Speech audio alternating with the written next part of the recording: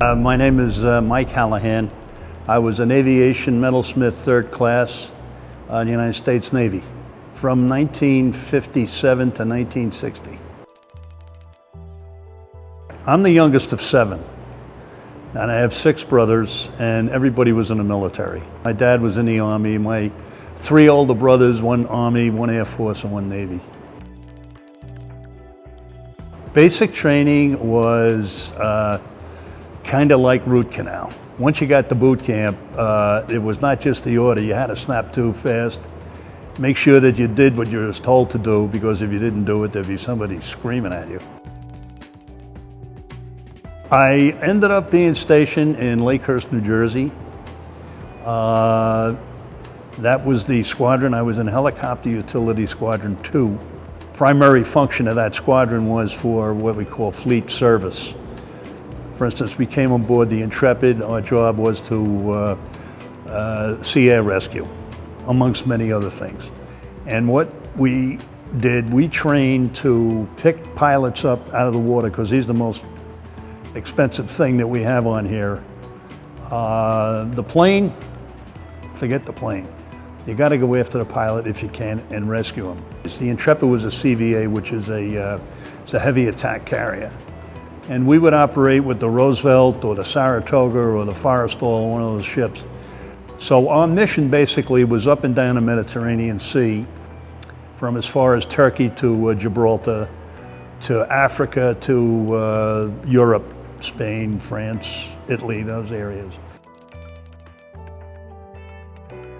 Got 3,500 men on here, and you get chow lines. Sometimes the chow hole is down below the hangar deck, and sometimes you would go down. The chow line would be all the way over to the #1 elevator. The food on this ship was, I might say, was great. Matter of fact, the Intrepid was awarded, for lack of a name, it was the best mess afloat.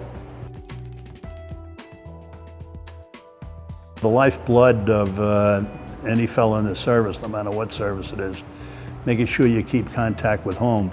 Of course, the guys would pay more attention to their girlfriends than they would to their mother.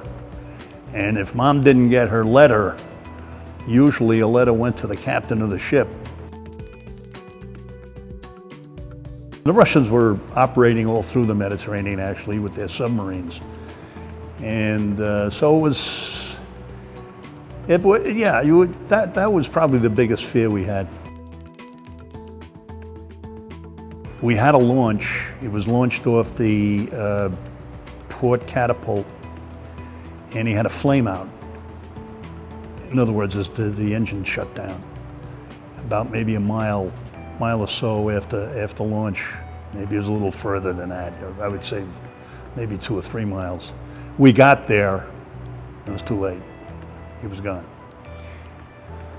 But the plane was full of fuel, which made it heavy, and probably sank almost immediately. And he didn't have a chance to eject. As to what happened there, I don't know. I don't know why he didn't eject, but he didn't.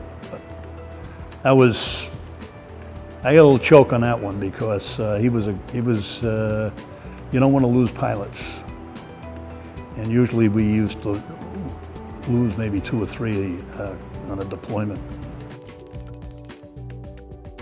The fellows that you're serving with, in my case, the Helicopter Squadron, and I had about 4 or 5 good buddies in there. And I kept in touch with these guys many years. Now I've lost touch with some of these fellows, but yeah, friendships are, that's the glue that makes guys stick together, especially in what we did. When I get out, I enrolled in college. I went to school, and believe it was a little hard to acclimate to getting back into civilian life again, because you've been doing something for 4 years of your life, and all of a sudden you look back and you say, that wasn't too bad after all. We're the former crew members. We have a crew's quarters right here, as you know. And basically, our connection is to be able to help the museum in celebrating this great ship. The best way I like to describe it is remembering the people who came before me, and to just say hats off to all veterans, because without veterans this country wouldn't exist.